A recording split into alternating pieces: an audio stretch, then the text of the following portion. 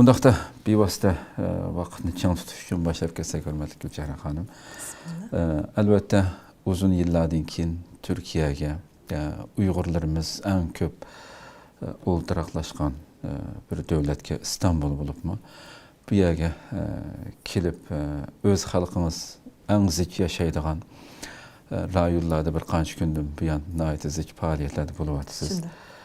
Kichik bir vatan manzarasi shakllangan bir rayon hamdi bu. Bunu albatta ijtimoiy ushur vositalarida o'zingizning sahifasidami qancha kundan buyon e'lon qildingiz.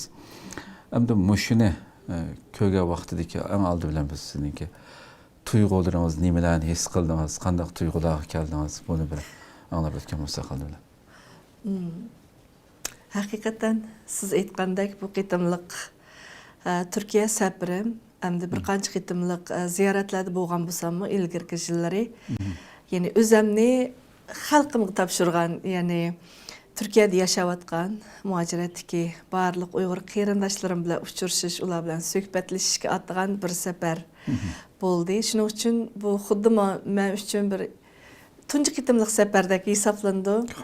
O'zingiz aytgandek Uyg'urlar eng zich o'ltiraqlashayotgan Turkiyaning ichidimi Uyg'urlar eng zich bir rayon bo'lgan bu Safaköy mahallesini bir qancha kunlik kezish yo'llarda shu Uyg'ur xita bilan, Uyg'ur yezig'i bilan yezilgan, lozunglar esilgan tomoqxonalarni, restoranlarni, choyxonalarni, tikchilik ishxonalarini, vaqflarni ziyorat qilish jarayonida to'liq hayajonlandim. Xuddi shu Uyg'urlarning ikkinchi bir kichik vataniga kelgandek turkladimi? Turkiya her Türk'nin ikkinchi vatani deydi ekan. Haqiqatan Turkiyaning qo'yni kenkan.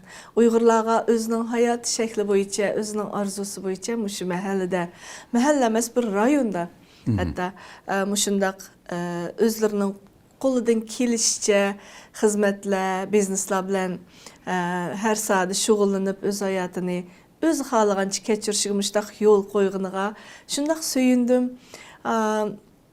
Uyg'urlarning ko'chada ketyapsam meni to'nuvag'ini texmi bak meni hayajonga soldi.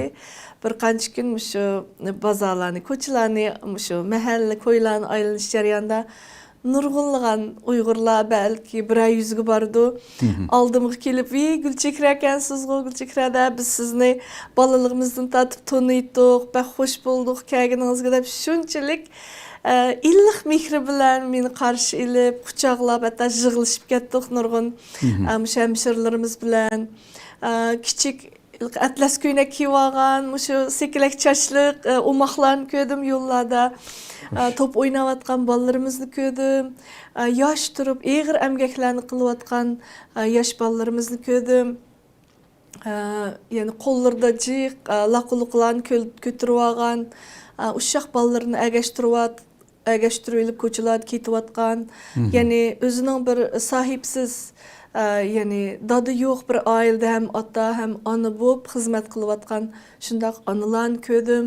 Men uchun to'limi bir hayajonliq bir ziyorat bo'ldi va o'zimni xuddi bir vatanga qaytgandek shundaq his tuyg'uga kelib qoldim. Shu 25 yillik musafirlik hayatımda bu tunji qitim bundaq bir tuyg'uni yaşashim.